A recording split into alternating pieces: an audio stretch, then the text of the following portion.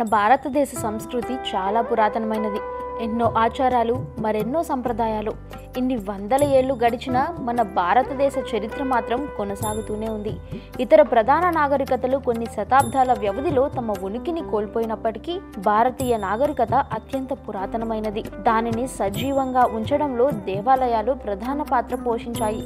కొన్ని ఇప్పటికీ అంతే అద్భుతంగా మరియు ఆకట్టుకునేలా ఉన్నాయి. కొన్ని వేల సంవత్సరాల క్రితం కట్టిన దేవాలయాల వైభవం ఇప్పటికీ అలానే ఉండడం చూసి అందరూ ఆశ్చర్యపోతున్నారు. అలాంటి దేవాలయాలలో ఆంధ్రప్రదేశ్ రాష్ట్రంలోని కర్నూలు జిల్లా నల్లమల్ల అడవి మధ్యలో ఉన్న యాగంటి ఉమామహేశ్వర స్వామి ఆలయం ఒకటి. ప్రస్తుతం ఉన్న ఈ ఆలయాన్ని 15వ శతాబ్దంలో విజయనగర సామ్రాజ్యానికి చెందిన సంగమ వంశానికి చెందిన రాజు హరిహర బుక్కరాయ నిర్మించారు.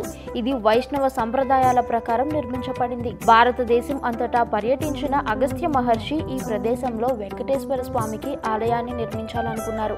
అయితే విగ్రహం కాలి గోరు విరిగిపోవడంతో విగ్రహాన్ని ఏర్పాటు చేయడం సాధ్యం కాలేదు. దీంతో కలత చెందిన మహర్షి శివుని కోసం తపస్సు చేశాడు. శివుడు ప్రత్యక్షమైనప్పుడు ఈ ప్రదేశం కైలాసాన్ని పోలి ఉంటుంది కాబట్టి శివుడికి బాగా సరిపోతుందని చెప్పాడు. అగస్త్యుడు శివునికి ఒకే రాయిలో ఉమామహేశ్వరుడిగా భక్తులను ఇవ్వమని కోరాడు. దానిని శివుడు ఆజ్ఞాపించాడు. అలాగే శివభక్తుడైన చిట్టప్ప శివుని పూజించగా శివుడు అతనికి పులిలా కనిపించాడు. పులి రూపంలో ఉన్నది శివుడే అని చిట్టప్ప అర్థం చేసుకొని నేకంటి శివను నేకంటి అని అరిచాడు. అంటే నేను శివుడిని చూశాను అని ఆనందంతో నృత్యం చేశాడు. పక్కనే చిట్టప్ప గుహ ఉంది. ఇది ఈ ఆలయం యొక్క పురాణ కథ. అలానే ఆలయం కట్టడం వెనుక ఉన్న టెక్నాలజీని చూస్తే మాత్రం అందరూ ఆశ్చర్యపోతారు. ఈ ఆలయంలో ప్రధానంగా చెప్పుకోవాల్సింది దాని పుష్కరిణి, అంటే ఆలయ ప్రాంగణంలోని చిన్న నీటి చెరువు.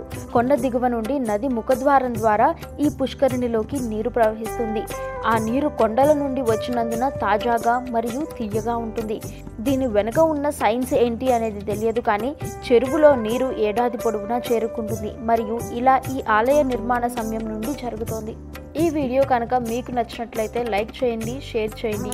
మరిన్ని ఆధ్యాత్మిక విషయాల కోసం మా ఛానల్ను సబ్స్క్రైబ్ చేసుకోండి.